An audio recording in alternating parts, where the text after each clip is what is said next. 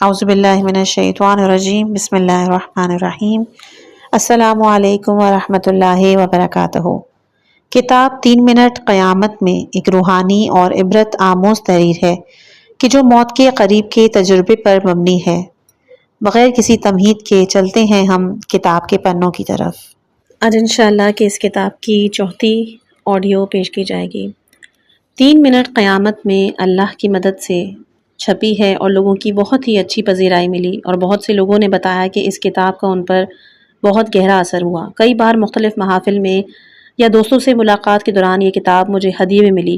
وہ لوگ نہیں جانتے تھے کہ اس کتاب کا راوی میں ہی ہوں، لیکن میں نہایت خوش تھا کہ اس کتاب نے لوگوں کی روحانی زندگی پر مثبت اثرات مرتب کیے۔ ایک دن صبح کے وقت معمول کے مطابق ہائی وے کے راستے دفتر جا رہا تھا کہ ایک نہایت بے حجاب خاتون سڑک کے کنارے ٹیکسی کا انتظار کر رہی تھی۔ میں نے دور سے دیکھا کہ وہ مجھے اشارہ کر رہی ہے۔ سڑک خالی تھی، موسم بھی ٹھیک نہیں تھا، اس وجہ سے میں رکا اور خاتون میری گاڑی میں سوار ہو گئی۔ بغیر کسی تمہید کے سلام کیا اور کہنے لگی کہ مجھے ہسپتال جانا ہے، میں ڈاکٹر ہوں۔ آج صبح میری گاڑی سٹارٹ نہیں ہوئی، آپ کس راستے سے جا رہے ہیں؟ میں نے کہا میرا دفتر اسی ہسپتال کے قریب ہے، میں آپ کو پہنچا دوں گا۔ اس دن کتاب کی چند جلدیں پچھلی سیٹ پہ پڑی ہوئی تھیں۔ خاتون نے ایک کتاب اٹھائی اور پڑھنے میں مصروف ہو گئی۔ بعد میں کہنے لگی معذرت، میں نے آپ سے اجازت نہیں لی، کیا میں کتاب پڑھ سکتی ہوں؟ میں نے کہا یہ کتاب آپ رکھ لیں، آپ کے لیے تحفہ ہے، مگر شرط یہ ہے کہ آپ اسے پڑھیں۔ انہوں نے شکریہ ادا کیا اور چند منٹ کے بعد میں نے ہسپتال کے سامنے گاڑی روک دی۔ وہ بھی شکریہ ادا کرتے ہوئے گاڑی سے اتر گئیں۔ میں نے ارد گرد نظر دوڑائی، کہیں میرا کوئی کولیگ مجھے اس موقع پر دیکھ نہ لے۔ اتنا ہی کافی تھا کہ کوئی اس خاتون کو اس حلیے میں میری گاڑی سے اترتا ہوا دیکھ لے اور بہرحال چند مہینے گزر گئے اور میں بھی یہ واقعہ بھول گیا، یہاں تک کہ ایک دن شام کو کام کا وقت ختم ہونے پر معمول کے مطابق گاڑی میں بیٹھا دفتر کے مرکزی دروازے سے باہر آیا اور جو ہی مین روڈ تک پہنچا میں نے دیکھا ایک خاتون سر پہ چادر اوڑھے ہوئے فٹ پاتھ سے سڑک پہ آئی اور اشارہ کیا۔ میں نے گاڑی روکی، میں خاتون کو نہیں پہچان سکا لیکن شاید وہ مجھے اچھی طرح پہچانتی تھی۔ میں نے گاڑی کا شیشہ اتارا، وہ آگے بڑھی، سلام کرنے کے بعد کہنے لگی آپ نے مجھے پہچانا؟ وہ ایک جوان خاتون تھی۔ میں نے سر جھکایا، کہا کہ معذرت میں نہیں پہچانتا۔ کہنے لگی میں وہی ڈاکٹر ہوں کہ جسے آپ نے چند ماہ پہلے صبح کے وقت ہسپتال کے لیے لفٹ دی تھی، آپ سے چند منٹ بات کرنی ہے۔ میں نے کہا جی ٹھیک ہے، آپ خیریت سے ہیں؟ یہ ادب کا تقاضا نہیں تھا کہ میں گاڑی میں بیٹھا رہوں اور دوسری طرف سے یہ بھی مناسب نہیں تھا کہ ایک انجان اور جوان خاتون دفتر کے سامنے میری گاڑی میں بیٹھ جائے۔ میں نے گاڑی کو پارک کیا اور ادھر کے فٹ پاتھ پہ کھڑا ہوا، نظریں جمائے ان کی باتیں سن رہا تھا۔ کہنے لگی سب سے پہلے مجھے آپ سے یہ پوچھنا ہے کہ آپ اس کتاب یعنی 3 منٹ قیامت میں کے راوی ہیں؟ وہی کتاب کہ جو اس دن آپ نے مجھے تحفے میں دی تھی، درست ہے؟ میں چاہتا تھا کہ جواب نہیں دوں لیکن خاتون نے بہت اصرار کیا۔ میں نے کہا جی بتائیے، میں آپ کی کیا خدمت کر سکتا ہوں؟ اس نے کہا اللہ کا شکر ہے میں نے بہت ڈھونڈا، کتاب میں بیان شدہ مضامین اور وہ راستہ کہ جس سے آپ آئے تھے، مجھے اندازہ ہو گیا تھا کہ آپ اس دفتر میں کام کرتے ہیں۔ آپ کی کولیگ سے پتہ کروایا، ابھی بھی تقریباً 2 گھنٹے ہو گئے ہیں، میں سڑک پہ کھڑی آپ کا انتظار کر رہی تھی۔ میں نے کہا آپ کو مجھ سے کیا کام ہے؟ تو جواب میں کہتی ہیں اس کتاب نے میری معمولات زندگی کو درہم برہم کر دیا ہے۔ میں معاد کے موضوع پر بہت زیادہ سوچنے لگی ہوں، یہ کہ ایک دن میری جوانی کا دور ختم ہو جائے گا، میں بوڑھی ہو جاؤں گی، پھر چل بسوں گی، میں اللہ کو کیا جواب دوں گی؟ اگر یہ بات صحیح ہے کہ میں دینی معاملات کا لحاظ نہیں کرتی تھی لیکن ایک عقیدت مند گھرانے میں پروان چڑھی ہوں۔ اس کتاب کو پڑھنے کے لیے 1 ہفتے بعد اپنی تنہائیوں میں نے خوب سوچا اور میں نے فیصلہ کیا کہ مکمل توبہ کروں۔ میں اپنے گناہوں کو بیان نہیں کر سکتی لیکن میں نے قطعی فیصلہ کر لیا تھا کہ ان کو چھوڑ دوں گی۔ عین اس دن جب میں نے فیصلہ کیا، میرا ایک خوفناک ایکسیڈنٹ ہوا اور میں نے موت کو اپنی آنکھوں سے دیکھا۔ میں نے واضح طور پر دیکھا کہ روح میرے تن سے جدا ہوئی، لیکن آپ کی طرح مہربان ملک الموت، جنت اور حسین مناظر نہیں دیکھے۔ مجھے 2 ملائکہ نے پکڑا ہوا تھا تاکہ مجھے عذاب کی طرف لے چلیں۔ میرے ساتھ کوئی مہربان نہیں تھا۔ میں نے آگ کو دیکھا، یہاں تک کہ میرے ہاتھوں میں ایسے حلقے پہنا دیے گئے کہ جن سے آگ کے شعلے نکل رہے تھے۔ میں نے بے دھڑک کہا کہ میں نے تو آج توبہ کی ہے، میں نے واقعی نیت کی ہے اپنے پرانے اعمال نہ دہراؤں۔ ان 2 ملائکہ میں سے ایک کہ جو میرے برابر کھڑا تھا کہنے لگا ٹھیک ہے، ہم تمہاری بات قبول کرتے ہیں، تم نے واقعی توبہ کی اور اللہ توبہ قبول کرنے والا ہے، تمہارے تمام برے اعمال مٹا دیے گئے ہیں، لیکن حق الناس کا کیا کرو گی؟ میں نے کہا میں اپنی تمام برائیوں کے باوجود پوری کوشش کرتی تھی کہ کسی کا حق اپنی گردن پر نہ آنے دوں، یہاں تک کہ اپنی ڈیوٹی پر مقررہ وقت سے زیادہ دیر تک رکوں تاکہ کوئی مسئلہ باقی نہ رہے۔ میرے تمام مریض مجھ سے راضی ہیں اور اس فرشتے نے کہا کہ آپ کی بات تو درست ہے، لیکن 1100 مرد ایسے ہیں کہ جن کا حق آپ کی گردن پر ہے اور آپ ان کی مقروض ہیں۔ میرے چہرے پر حیرت تھی۔ خاتون نے اپنی بات جاری رکھی۔ فرشتے نے کہا کہ اللہ نے آپ کو اچھے قد کاٹ، حسین چہرہ عطا کیا، لیکن آپ نے اپنی زندگی میں کیا کیا؟ نامناسب تنگ لباس، میک اپ زدہ چہرہ، رنگ شدہ بالوں کے ساتھ بغیر حجاب کے گھر سے باہر نکلا کرتی ہیں، اور اتنی تعداد کے مرد آپ کو دیکھتے ہیں، مختلف مشکلات سے دوچار ہیں، ان میں سے کئی ایک کی بیویاں آپ جیسی حسین نہیں، لہٰذا آپ نے ان کے درمیان تنازعہ کھڑا کیا۔ بعض جوان مرد جو آپ کے کلیگ یا مریض تھے، آپ کا حسن دیکھنے سے گناہ میں مبتلا ہو گئے۔ میں نے کہا اچھا، تو وہ اپنی نظریں جھکا لیتے اور مجھے نہ دیکھتے؟ تو جواب ملا کہ اگر آپ صحیح لباس اور حجاب کا خیال کرتی، حد سے تجاوز نہ کرتی، شرعی حدود کا ملحوظ خاطر رکھتی، پھر بھی وہ آپ کو دیکھتے تو آپ پر کوئی گناہ نہیں تھا، کیونکہ اللہ نے دونوں گروہوں یعنی مرد و خواتین کو قرآن میں حکم دیا ہے کہ اپنی نگاہیں نیچے رکھیں، لیکن اب اس وجہ سے کہ آپ کے حجاب کے بارے میں اللہ کے احکامات کی پابندی نہیں کی، ان مردوں کے گناہ میں شریک ہیں۔ یہ آپ ان کی مشکلات کی وجہ بنی۔ یہ عمل لوگوں کی پرسکون زندگی کو تباہ کرتا ہے۔ آپ نے ان کی زندگیوں کا سکون چھینا، یہ حق الناس ہے۔ لہٰذا اب ان 1100 افراد کے حق الناس کی وجہ سے آپ پریشانی، عذاب اور اللہ کی گرفت میں رہیں گی، یہاں تک کہ وہ ایک ایک کر کے عالم برزخ میں آئیں اور آپ ان کی رضامندی حاصل کریں۔ خاتون نے کہا میں اپنا دفاع نہیں کر سکتی، اور جو انہوں نے کہا میں نے قبول کیا۔ اس کے بعد مجھے عذاب کے مقام پر لے گئے۔ وہ سب کچھ جو جہنم کی آگ اور عذاب کے بارے میں بیان کیا میں نے پوری طرح دیکھا۔ عین اسی لمحے جب مجھے آگ میں ڈالا جا رہا تھا، اچانک آپ کی کتاب اور حضرت فاطمہ الزہرا سلام اللہ علیہا سے توسل کی بات یاد آئی۔ اس جگہ میں نے فریاد کی اور کہا پروردگار، آپ کو میری ماں فاطمہ زہرا سلام اللہ علیہا کے حق کا واسطہ مجھے ایک اور موقع دے تاکہ ان برے اعمال کا ازالہ کر سکوں۔ پروردگار، جو ہی میں نے یہ جملہ کہا، گویا میرا روح جسم کے اندر پھینک دیا گیا۔ میرا زندہ ہونے کی نشانیاں ظاہر ہونے پر مجھے ہسپتال منتقل کیا، اور چند ماہ کے علاج کے بعد میں مکمل صحت یاب ہو چکی ہوں، لیکن صرف آگ کے حلقے کا نشان میرے جسم پر باقی ہے۔ جب میں ہوش میں آئی تو میرے ہاتھ اور کلائیاں جل رہی تھیں، اور تاحال یہ مشکل حل نہیں ہے۔ میرا خیال ہے کہ اللہ چاہتا تھا کہ میں ان لمحات کو بھول نہ جاؤں۔ میں اپنی توبہ پر قائم ہوں۔ میں نے پچھلے گناہوں کو ترک کر دیا ہے، باقاعدہ نماز ادا کرتی ہوں، یہاں تک کہ قضا نمازیں بھی پڑھتی ہوں، لیکن جو چیز مجھے آپ کی طرف کھینچ کے لائی وہ یہ ہے کہ آپ میری مدد کریں، مجھے بتائیں کہ میں کس طرح ان 1100 افراد کو ڈھونڈوں، ان سے حلالیت طلب کروں۔ خاتون کی آنکھوں میں آنسو تھے اور وہ غم آلود لہجے میں اپنی بات دہرا رہی تھی۔ مجھے بھی کوئی حل سمجھ نہیں آیا سوائے اس کے کہ انہیں کسی روحانی اور ربانی عالم دین تک پہنچاؤں۔ کتاب کا پہلا ایڈیشن چھپنے کے بعد بے تحاشا لوگوں نے اسے رابطہ کیا۔ کچھ افراد یہ جو اس کتاب کو پڑھ کے منقلب ہوئے، شکریہ کے لیے رابطہ کر رہے تھے۔ کوئی شخص اس کتاب کو پڑھنے کے بعد اتنا منقلب ہوا کہ اس نے لاکھوں روپے کی رقم یعنی 10 ملین تومان بیت المال میں واپس لوٹا دی۔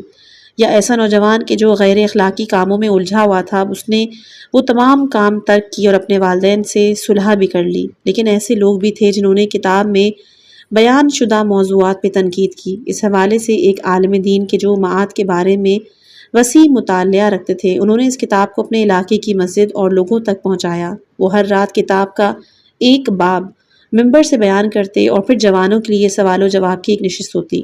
ہم نے بھی لوگوں کی طرف سے آئے ہوئے سوالات اسی محفل میں بیان کیے اور ان سمیت دیگر علماء کرام کے جوابات حاصل کیے کہ جو اس باب میں بیان کیے گئے ہیں۔ پہلا سوال کہ کیا ایسا ممکن ہے کہ کوئی شخص ایک تہمت کی وجہ سے مجبور ہو جائے کہ ایک امام بارگاہ یا بے تحاشا خیرات کا ثواب جس کے لیے بہت ساری مشکلات اٹھائی گئی ہیں گنوا دے؟ اس کا جواب ہے، جس طرح سے اس کتاب میں تذکرہ کیا گیا ہے، مومن کی حرمت یعنی مومن کی عزت کعبے سے بالا تر ہے۔ بعض تہمتیں انسان کی عزت کو نشانہ بناتی ہیں اور اس کی کئی سالوں کی زحمتوں کے نتیجے کو بے دھڑک تباہ کر دیتی ہیں۔ کچھ لوگوں کے بقول تلوار کا زخم تو بھر جاتا ہے لیکن زبان سے لگایا ہوا زخم نہیں بھرتا۔ اخلاق کی کتب جیسا کہ معراج السعادہ اور سیاحت غرب میں نشاندہی کی گئی ہے کہ بعض افراد ایک ناحق فیصلہ، قیاس یا تہمت کی وجہ سے برزخ میں دردناک عذاب کے متحمل ہوئے ہیں۔ یہ مختلف طرز کے عذاب اس وجہ سے ہے کہ جو گناہ انہوں نے انجام دیے وہ بہت بڑے تھے۔ جب اس کتاب کے راوی سے ان تہمتوں کے بارے میں سوال کیا گیا تو ان کا کہنا تھا کہ اس شخص نے میری عزت کو اچھالا، مسجد کے لوگوں کا ذہن میرے بارے میں تبدیل ہو گیا، اس وجہ سے اسے اس گناہ کے سوال نمبر 2، کیا ممکن ہے کہ کوئی شخص محض 3 منٹ میں ان تمام مناظر کو دیکھ کے واپس آئے؟ جواب ہے کہ میرا خیال ہے کہ کتاب میں بھی تذکرہ ہو چکا ہے کہ جب روح جسم سے نکل جاتی ہے تو زمان و مکان کا موضوع کوئی معنی نہیں رکھتا، چاہے وہ 1 سیکنڈ ہو یا 10,000 سال۔ مجھے یاد ہے میں کسی خاتون کی موت کے قریب کے تجربے کی رودات پڑھ رہا تھا جو بہت مفصل اور دلچسپ تھی۔ قابل غور بات یہ کہ اس خاتون کے دل کی حرکت محض 10 سیکنڈ کے لیے رکی تھی۔ شاید ایک وجہ یہ ہو کہ سورہ معارج میں روز قیامت کے بارے میں بیان کیا جاتا ہے کہ قیامت کا ایک دن دنیا کے 50,000 سال کے برابر ہوگا۔ اسی وجہ سے کائنات کی دوسری طرف وقت یعنی زبان اس تصور سے ہم اس دنیا میں رکھتے ہیں جو بہت مختلف ہے۔ اس موضوع کو بعض لوگ خواب میں بھی سمجھ جاتے ہیں۔ سوال نمبر 3 کہ کیا وجہ ہے کہ اکثر وہ لوگ جن کا موت کے قریب کا تجربہ ہے صرف عشق، پاکیزگی اور نور الہی کا تصور بیان کرتے ہیں، لیکن اس کتاب کے راوی نے اعمال کا حساب و کتاب بیان فرمایا؟ جواب ہے جو فرق اس کتاب میں پایا جاتا ہے بنسبت ان تمام لوگوں کے کہ جن کو موت کے قریب کا تجربہ حاصل ہوا ہے، وہ راوی کے اعمال کے حساب کتاب کا بیان ہے۔ انہوں نے نور کے جھروکوں کے بارے میں کوئی خبر نہیں دی۔ ان کے مطابق غالباً یہ طے نہیں تھا کہ وہ اس دنیا میں واپس آئیں گے، لہٰذا ان کے اعمال کے حساب کتاب کا مرحلہ شروع ہوا۔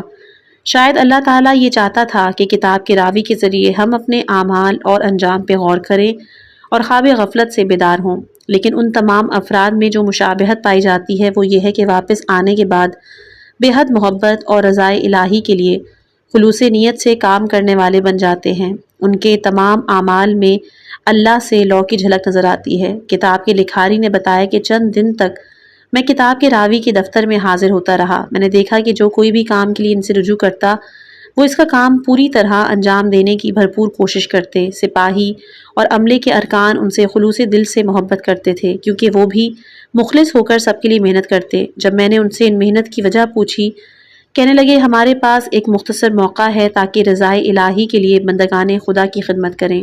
جو لوگ موت کے قریب کا تجربہ کر چکے ہیں ان کو اکثر اس طرح کے جملے اپنی رداد میں بیان کرتے ہوئے سنا ہے کہ اس تجربے کے بعد ان کی زندگی کا ہر پہلو رضائے الہی کے لیے وقف ہو جاتا ہے۔ وہ بندگان خدا کی خدمت شوق سے کرتے ہیں۔ البتہ ان کے بیان کردہ واقعات میں یہ بات لکھی گئی ہے کہ جو کام عاشقانہ اور خالصانہ خدا کے لیے انجام دیا جائے قیمتی ہو جاتا ہے، ورنہ جیسے ایک انسان کی زندگی بچانے کی داستان میں بتایا گیا تھا کہ جب کوئی کام غیر خدا کی رضا حاصل کرنے کی نیت سے کیا جائے تو وہ اپنی قدر کھو دیتا ہے۔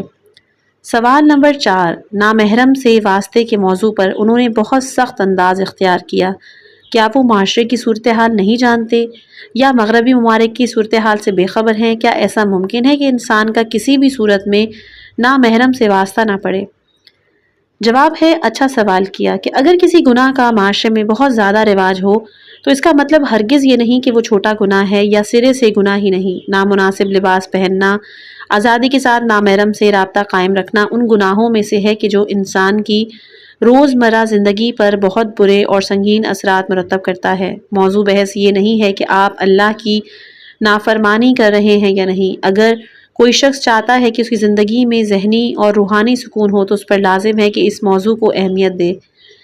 اس موضوع سے متعلق تمام مطالب جو اس کتاب میں بیان کیے گئے ہیں، آیات و روایات ان کی تاکید کرتی ہیں۔ آپ تاریخ ملاحظہ فرمائیں کہ سروں سے چادریں اتارنے اریانی کے کلچر کی ہمارے ملک اور مغربی ممالک میں کیا تاریخ ہے۔ آج سے 70-60 سال پہلے تک ہماری مائیں اور بزرگ خواتین نقاب کیا کرتی تھیں۔ اس دور کی ویڈیوز میں یہ بات واضح ہے۔ اس موضوع کی اہمیت کی طرف نشاندہی بھی کرتے ہیں۔ حجاب کا موضوع گھروں اور خاندانوں میں اس قدر مستحکم تھا کہ شہنشاہی حکومت اسلحے کے زور پر بھی خواتین کو حجاب سے نہ روک سکی۔ کیا ہماری بزرگ خواتین شدید مشکلات کے باوجود یہ پسند نہیں کرتی تھیں کہ وہ آزاد اور پرسکون ماحول اختیار کریں، یا یہ کہ وہ ان اہم موضوعات کے بارے میں غور کیا کرتی تھیں جہنم کہ جنہیں ہم بھلا چکے ہیں؟ مغرب میں بھی یہی صورتحال تھی۔ اکثر فلمیں جو 100 سال پہلے بنی ہیں یا اس دور کی عکاسی کرتی ہیں کہ اس میں خواتین کو مکمل لباس، لمبی آستینیں، سر پہ ٹوپی کے ساتھ دکھایا جاتا ہے۔ پرانے گرجا گھروں میں حضرت مریم سلام اللہ علیہا کی تمام تصاویر اور مجسمے پوشیدہ لباس اور چادر میں دکھائی دیتے ہیں، لیکن جب سے فرائڈ کے نظریے پر عمل درآمد شروع ہوا، عریانیت عام ہوئی۔ مغربی معاشرہ خانوادے کی عدم تشکیل اور عدم اعتماد کی مشکلات سے دوچار ہو گیا۔ یہ مشکلات گزشتہ دہائیوں میں ایرانی معاشرے میں بھی داخل ہو گئی۔ طلاق کی بڑھتی ہوئی تعداد اور ایموشنل ڈیورس اس بات کی ترجمانی کرتی ہے کہ جو مطالب کتاب کے راوی نے بیان کیے بالکل درست ہیں۔ آپ آزما سکتے ہیں کہ اگر انسان ابتدا سے اپنی نظروں کی حفاظت کرے اور نامحرم سے غیر ضروری واسطہ نہ رکھے تو یقیناً پاکیزہ زندگی اور پاکیزہ شریک حیات اسے ملتے ہیں۔ اس کے برعکس بھی ہوتا ہے۔ یہ موضوع سورہ نور آیت نمبر 26 سے بھی سمجھا جا سکتا ہے۔ دلچسپ بات تو یہ ہے کہ ایک شخص نے یہ کتاب پڑھنے کے بعد مجھ سے کہا کہ میں نے کتاب کے ان باتوں کو آزمایا۔ میں دفتر میں خواتین عملے کے ساتھ بہت زیادہ ہنسی مذاق کرتا، دوسری طرف گھر میں بیوی کے ساتھ ناچاقی رہنے لگی، یہاں تک کہ کئی راتوں میں اس سے الگ سویا۔ میں اس بات پر نہایت ہی افسردہ تھا، لیکن کچھ عرصے قبل میں نے کتاب کی اس بات کو آزمانے کا فیصلہ کیا۔ میں نے دفتر میں اپنا کمرہ الگ کر لیا، نامحرم عملے کے ساتھ بات چیت کم کر دی۔ اب میں ہر جگہ اپنی نظروں کی حفاظت کرتا، پہلے سے زیادہ محتاط، یہاں تک کہ موبائل اور سوشل میڈیا پر بھی اپنی نظروں کو حرام سے محفوظ رکھنے لگا۔ اس دوران میں نے غور کیا کہ میری بیوی کا برتاؤ میرے ساتھ بہت اچھا ہو گیا ہے اور اب میں اپنی زندگی سے لطف اندوز ہو رہا ہوں۔ سوال نمبر 5، کیا یہ بہتر نہیں تھا کہ کتاب کا نام 3 منٹ برزخ میں رکھا جائے؟ جواب: جی ہاں، شاید بہتر یہی تھا۔ آیت اللہ مصباح یزدی نے اس کتاب کو دیکھا تو فرمانے لگے، بہتر یہ تھا کہ اس کتاب کا نام 3 منٹ برزخ میں رکھا جائے، لیکن بہت سارے لوگ کہ جنہوں نے عارضی موت کا تجربہ کیا ہے برزخ کی جھلکیاں دیکھ کر آتے ہیں، لیکن جس طرح اس کتاب کے راوی نے بیان کیا ہے وہ نامہ اعمال کے حساب کتاب کے مرحلے میں تھے، اور یہ مرحلہ قیامت سے مربوط ہے۔ برزخ میں اس طرح ہمارے اعمال پہ توجہ نہیں دی جاتی، لیکن کچھ روایات بیان کرتی ہیں کہ قیامت کی شروعات انسان کے مرنے کے ساتھ ہوتی ہے۔ چاہے یہ سب کچھ برزخ ہو یا قیامت، ہمارے لیے لمحہ فکریہ یہ ہے کہ ہم متوجہ رہیں۔ یہ بات یقین کے ساتھ کہی جا سکتی ہے کہ ہماری آج کی تمام مشکلات کی جڑ روز محشر کو فراموش کر دینا ہے۔ اگر ہمیں علم ہو کہ ہماری ذرہ برابر نیکیاں اور برائیاں پلٹ آئیں گی، یقیناً ہم اپنے اعمال پر زیادہ غور کریں گے۔ کوئی دوست قم سے ملنے آیا، کہنے لگا کہ مجھے کچھ کتابیں اپنے شاگردوں کے لیے لینی ہیں۔ اس کا کہنا تھا کہ میں ایک عرصے سے اللہ سے چاہ رہا تھا کہ مجھے راستہ دکھائے کہ میں کون سی ثقافتی میدان میں اپنا وقت اور توانائی صرف کروں اور اس کے نتیجے میں لوگوں کے نظریات میں بہتری لا سکوں۔ یہاں تک کہ ایک رات مجھے عالم خواب میں حضرت فاطمہ معصومہ سلام اللہ علیہا کی زیارت نصیب ہوئی۔ انہوں نے فرمایا کہ بہت ساری مشکلات اس وجہ سے ہیں کہ لوگ موت اور قیامت کو بھول چکے ہیں، اس میدان میں خدمات انجام دیں۔ سوال نمبر 6، کیا یہ ممکن ہے کہ حضرت اسرائیل علیہ السلام کسی کی روح قبض کریں اور وہ دوبارہ اس دنیا میں پلٹ آئے؟ کیا ہمارے مضامین میں یہ نہیں کہا گیا کہ موت کے وقت میں کوئی تبدیلی نہیں آ سکتی؟ اس کا جواب: یہ اللہ کے علم ازلی میں ثابت ہے، لیکن اگر یہ مقرر ہو کہ کسی کی روح جسم سے جدا ہو کر دوبارہ واپس آ جائے تو اللہ اس موضوع کا علم رکھتا ہے۔ موت کے قریب سب تجربات میں روح جسم سے الگ ہوتی ہے۔ روح اور جسم میں جدائی حضرت اسرائیل علیہ السلام یا دیگر ملائکہ کے ذریعے ہوتی ہے، لیکن خاص طور پر حضرت اسرائیل علیہ السلام کا نام لیا جاتا ہے۔ یہ کہنا لازم اور ضروری ہے کہ ہمارے پاس نبی کریم صلی اللہ علیہ وآلہ وسلم کے بارے میں روایات ہے کہ 2 مرتبہ ان کی وفات مؤخر ہوئی۔ 2 مرتبہ حضرت اسرائیل علیہ السلام ان کے گھر کے دروازے پر آئے اور حضرت زہرا سلام اللہ علیہا کی وجہ سے پلٹ گئے۔ تیسری مرتبہ نبی کریم صلی اللہ علیہ وآلہ وسلم نے فرمایا، میری بیٹی دروازے پر دستک دینے والے میرے بھائی اسرائیل ہیں، انہوں نے آج تک کسی سے اجازت نہیں لی، ان سے کہو کہ داخل ہو جائیں۔ یعنی مقام حضرت فاطمہ زہرا سلام اللہ علیہا کی وجہ سے نبی کریم صلی اللہ علیہ وآلہ وسلم کی وفات 2 مرتبہ مؤخر ہوئی۔ اس کتاب میں بھی بیان کیا گیا ہے کہ حضرت زہرا سلام اللہ علیہا سے درخواست کی گئی کہ ایک اور موقع دیا جائے اور ایسا ہی ہوا۔ کتاب کا راوی حضرت فاطمہ زہرا سلام اللہ علیہا سے توسل کی بدولت زندگی کی طرف لوٹ آیا۔ یہ بھی کہنا ضروری ہے کہ بعض نیک اعمال انسان کی موت کو مؤخر کر دیتے ہیں۔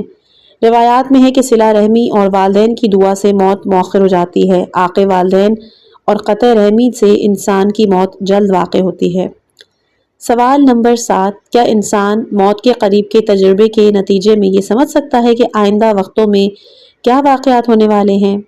جی ہاں، یہ کوئی حیرت کی بات نہیں۔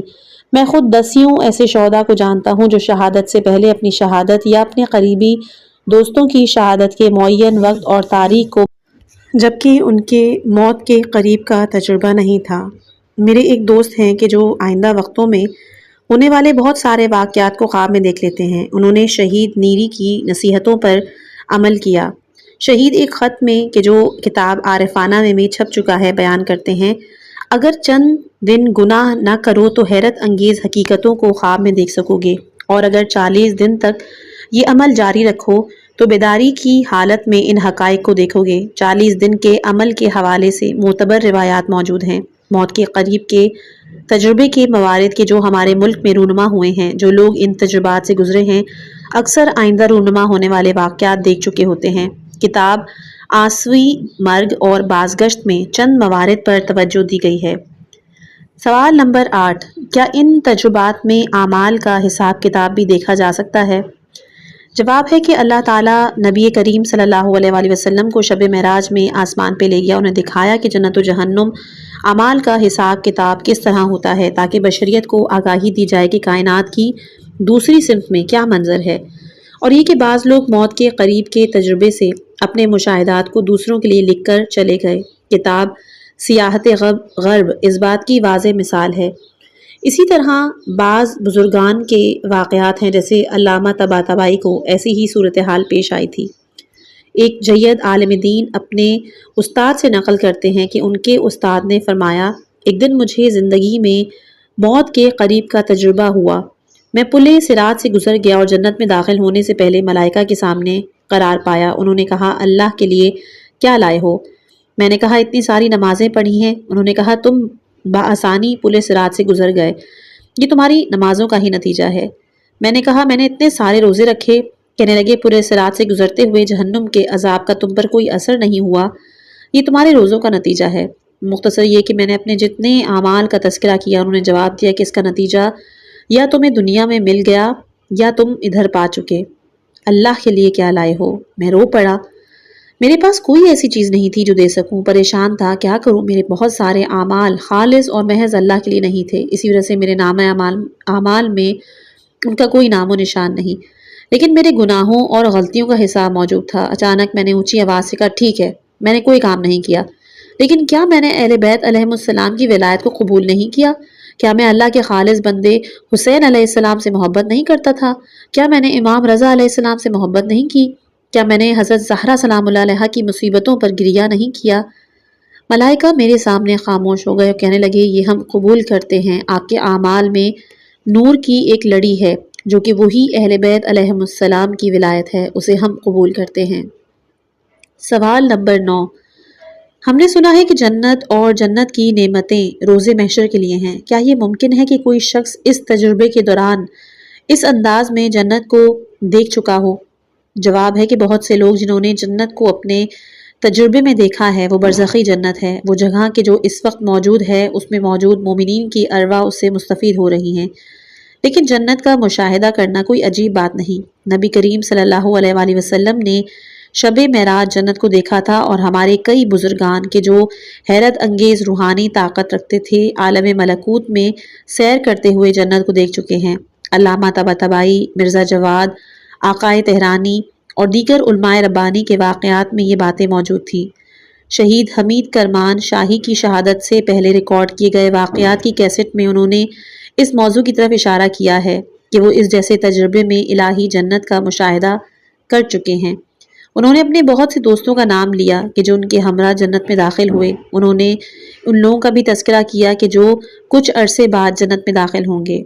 سوال نمبر 10، کیا راوی کے بیان کردہ مطالب برزخ کے بارے میں مشکلات کا تصور دیتے ہوئے مایوسی کی فضا پیدا نہیں کرتے؟ جواب ہے، یہ بات درست نہیں۔ ہمارے دینی مضامین میں بیان ہوا ہے کہ اللہ تعالیٰ مناسب جگہوں پر مہربانوں سے بھی زیادہ مہربان ہوتا ہے۔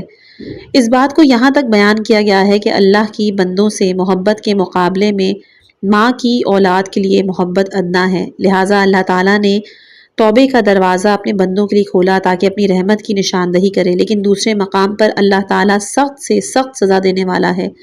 یہ روش عدل روایات میں بھی اس موضوع کی طرف تاکید ہوئی ہے۔ مثال کے طور پر اللہ تعالیٰ حق و ناز کے معاملے پر سخت حساب لینے والا ہے۔ کتاب کے راوی سے میں نے سنا کہ کہہ رہے تھے کہ کئی بار ہم نہ چاہتے ہوئے بھی بیت المال کو نقصان پہنچا دیتے ہیں، یا ایسا حق الناز جس کے بارے میں ہم نہیں جانتے کہ کس شخص سے مربوط ہے، اس کو رد مظالم کے ذریعے برطرف کیا جا سکتا ہے۔ پھر کہنے لگے جو شخص جانتے بوجھتے دوسروں کو نقصان پہنچاتا ہے اس کا کتاب بھی زبردست ہوتا ہے۔ مثال کے طور پر کوئی شخص گھر یا گاڑی بیچنا چاہے اور سودے بازی کے وقت وہ گاہک کو اس کی خامیوں سے آگاہ نہ کرے، ایسے لوگ بہت بری طرح پھنس جاتے ہیں۔ لیکن راوی نے صرف اللہ کے سخت حساب کا ذکر نہیں کیا بلکہ کئی بار اللہ کی رحمت کو بھی بیان کیا، جیسا کہ توبہ کی وجہ سے انسان کے نامہ اعمال میں گناہ کا کوئی اثر باقی نہیں رہتا، یا یہ کہ بعض نیکیاں گناہوں کے ختم ہونے کا سبب بنتی ہیں۔ سوال نمبر 11 ہے کہ ہم نے کئی بار نامہ اعمال کا لفظ سنا لیکن انہوں نے اعمال کی کتاب کا نام لیا ہے، کیا وجہ ہے؟ جواب: یہ ہمارے لیے بھی دلچسپ بات تھی کہ بچپن سے ہم نامہ اعمال کا لفظ سنتے آ رہے ہیں، لیکن جب اللہ کے کلام سے رجوع کیا تو دیکھا صرف لفظ کتاب اعمال استعمال ہوا ہے، اگرچہ نامہ اعمال بھی کتاب اعمال کی مانند کئی صفحوں پر مشتمل ہو سکتا ہے۔ سوال نمبر 12: کیسے ممکن ہے کہ ہم موت کے قریب کے تجربے پر بھروسہ کریں؟ کیا سائنس ان تجربوں کو قبول کرتی ہے؟ سائنسی مضامین دو موضوعات ہوتے ہیں جن پر تجربہ کیا جا سکتا ہے اور ان کو آزمایا بھی جا سکتا ہے۔ مثال کے طور پر کہا جاتا ہے کہ پانی 100 ڈگری پر بخارات میں تبدیل ہو جاتا ہے۔ ہر کوئی اس کو آزما سکتا ہے، لیکن موت کے قریب کے تجربات قابل آزمائش نہیں ہیں۔ لہٰذا ان لوگوں کی باتوں کو اس وقت قبول کیا جا سکتا ہے جب وہ دینی تعلیمات کے عین مطابق ہوں اور ان کی باتوں میں دینی مضامین سے اختلاف نہ ہو تو ان پہ بھروسہ کیا جا سکتا ہے۔ مثال کے طور پر اکثر تجربوں میں بیان کیا گیا کہ ان لوگوں کو ذات الہی نور مقدس سے عشق ہو جاتا ہے، اور یہ کہ وہ چاہتے ہیں کہ نور مقدس کے ساتھ ایک ہو جائیں۔ اللہ تعالیٰ قرآن میں فرماتا ہے، میں نے اپنی روح حیات انسان میں پھونک دی۔ ایک تجربہ کرنے والا شخص کہتا ہے کہ مجھے اس آیت کا مطلب اس عالم میں سمجھ میں آیا۔ دوسری جانب وہ لوگ کہ جو عالم برزخ سے لوٹ آئے ہیں راہ خدا میں عاشقانہ خدمت اور عبادت انجام دیتے ہیں۔ ہمارے دین میں بھی کہا گیا ہے بہترین بندگی وہ ہے جو نہ جہنم کے خوف سے ہو اور نہ جنت کے شوق میں کی جائے، بلکہ وہ بندگی عشق و خلوص سے پر ہو۔ مجموعی طور پر ضروری ہے کہ باریک بینی سے ان لوگوں کی باتوں پر غور کیا جائے، کیونکہ ممکن ہے بعض افراد جھوٹ بولتے ہوئے دعویٰ کریں کہ ہم نے تجربہ کیا ہے اور پھر جو چاہیں وہ بیان کر دیں۔ سوال نمبر 13: مجھے اس کتاب کی کسی بات سے اختلاف نہیں، ساری باتوں کو قبول کرتا ہوں۔ میں نے کتاب کئی بار پڑھی لیکن ولایت فقیہ کے بارے میں، جو کہ اسلامی جمہوریہ ایران کا ڈھانچہ ہے، اختلاف کرتا ہوں۔ اگر یہ موضوع موجود بھی تھا تو اس کتاب میں لانے کی کیا ضرورت تھی؟ اتنی اچھی کتاب کو سیاسی رنگ دے دیا۔ جواب میں ہے یہ کہنا ضروری ہے کہ ولایت فقیہ کا تصور اسلامی جمہوریہ ایران کا بنایا ہوا یا ایجاد کردہ نہیں، یہ ایک پختہ جڑیں رکھنے والا فقہی اور تاریخی بحث ہے جو کہ غیبت کے آغاز سے ہی موجود تھی۔ ہم لوگ جانتے ہیں کہ انقلاب اسلامی سے کئی سال قبل جب آیت اللہ بروجردی قم میں مسجد اعظم کی تعمیر کروا رہے تھے تو کچھ مقبروں کے مالکان سے اختلاف رائے موجود تھا۔ انہوں نے حکم دیا کہ مقبروں کو گرا دیا جائے اور اس کے رد عمل میں بعض علماؤں نے بھی اعتراض کیا۔ انہوں نے جواب دیا کہ میں نے ولایت فقیہ کے احکامات کے مطابق حکم کیا ہے۔ تب سب علماء خاموش ہو گئے۔ اس سے قبل بھی بہت سی تاریخی مثالیں موجود ہیں کہ جس میں ولایت فقیہ کے بارے میں ابحاث موجود ہیں۔ اہم نکتہ یہ کہ جب تک اسلامی حکومت کی تشکیل نہ ہو جائے اس پر عمل درآمد ممکن نہیں۔ ہم سب گواہ ہیں گزشتہ 4 دہائیوں میں ولی فقیہ کی سربراہی میں عوام نے اور ملکی سربراہان نے جس موضوع پر بھی ولی فقیہ کے احکامات پر عمل درآمد کیا کامیاب ہوئے۔ جہاں بھی سستی دکھائی وہاں نقصان اٹھایا۔ یہ ہماری زبان نہیں، بنی صدر انقلاب کے بعد ایران کا پہلا صدر تھا اور منافقین کے گروہ کا اعلی کار بھی، وہ ایران سے فرار ہوا۔ کہتا ہے کہ اگر آج کے دور میں امام خمینی زندہ ہوتے تو امام خامنائی کی تمجید اور تحسین کرتے، کیونکہ انہوں نے ایران کے نظام کو یعنی اسلامی نظام مملکت کو ان سالوں میں تمام مشکلات اور دشمنیوں کے باوجود محفوظ رکھا ہے۔ نظام کے خلاف قسم کھائے ہوئے بہت سارے دشمن بھی ایسے جملے دہرا چکے ہیں۔ البتہ ہمیں حقیقت پسند ہونا چاہیے۔ ہمارے ملک میں بہت سارے مسائل اور مشکلات ہیں، لیکن رہبر کے نظام سے مربوط ہونے کی وجہ سے فوج اور سیکیورٹی کے امور میں ایران خطے میں اقتدار کی بلندیوں پر ہے، لیکن ہمیں ماننا پڑے گا اقتصادی مشکلات، لوگوں کا انتخاب اور اس کے نتیجے میں آنے والی حکومتیں جو ملک کی سربراہی کر رہی تھیں ان سے مربوط ہیں۔ ملکی امور میں ولی فقیہ کی سب سے کم مداخلت ہے تاکہ کوئی یہ نہ کہہ سکے کہ ملک چلانے والے سربراہان کے ہاتھ تو بندھے ہوئے ہیں اور رہبر ہی اس ملک کی تمام۔ جب کبھی ملک کے ذمہ دار سربراہان صحیح اور درست راستے سے منحرف ہو جاتے ہیں، ولی فقیہ ان کو متنبع کرتے ہیں، اگر پھر بھی شنوائی نہ ہو تو عوامی خطاب میں متنبع کرتے ہیں، لیکن رہبر انقلاب عموماً ملکی سربراہان اور ذمہ داران کے کاموں میں رکاوٹ نہیں ڈالتے۔ مثلاً نیوکلیئر ڈیل میں ملکی سربراہان کو سمجھایا لیکن رکاوٹ نہیں بنے، پھر بھی اگر شنوائی نہ ہو تو فیصلہ پھر عوام پر چھوڑ دیا جاتا ہے۔ امام خمینی کے بقول ولایت فقیہ انبیاء کی حرکت کا تسلسل ہے۔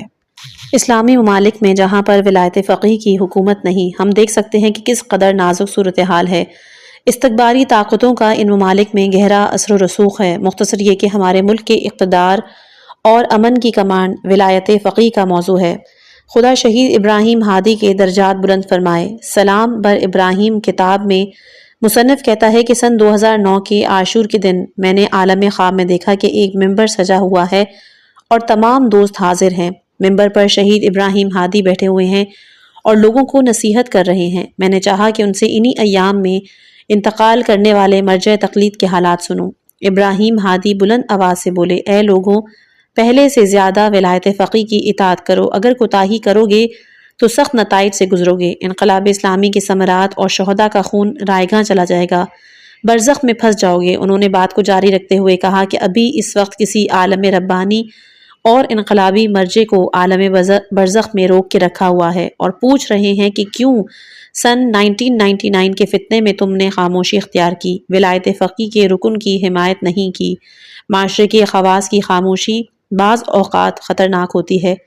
اب آپ خود سوچ لیجئے کہ مرجع تقلید کے جو ولایت فقیہ کے مقام کو جانتے ہیں لیکن اس سے مقابلہ کرتے ہوں تو ان کا کیا بنے گا؟ میرے وہ ساتھی کہ جن کے ساتھ شب و روز گزرے اور وہ چلے گئے، اور میں شہید مدافع حرم جواد محمدی، ان کو اس کتاب کا بانی کہا جاتا ہے۔ انہوں نے محاذ جنگ پر آپریشن سے ایک رات قبل اس کتاب کے راوی کو محاذ سے پیچھے محفوظ مقام پر بھیجا تاکہ وہ اپنی روداد آئندہ والی نسلوں کے لیے محفوظ کریں۔ جواد اپنی شہادت سے پہلے کہتے تھے، اگر اللہ نے کرم کیا اور مجھے شہادت نصیب ہوئی تو میں ان شہداء میں سے ہوں گا جو بالضرور بے حجابی کو فروغ دینے والے حضرات اور بے حجاب خواتین کا گریبان اس عالم میں پکڑیں گے۔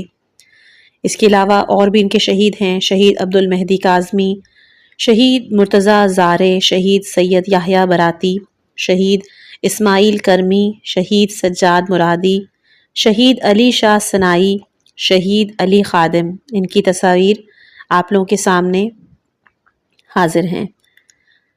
آقا سید اصفہان سے گئے ہوئے مدافع حرم تھے اور کتاب میں ذکر شدہ شہداء کے دوست تھے۔ ان کے کچھ گھریلو مسائل تھے۔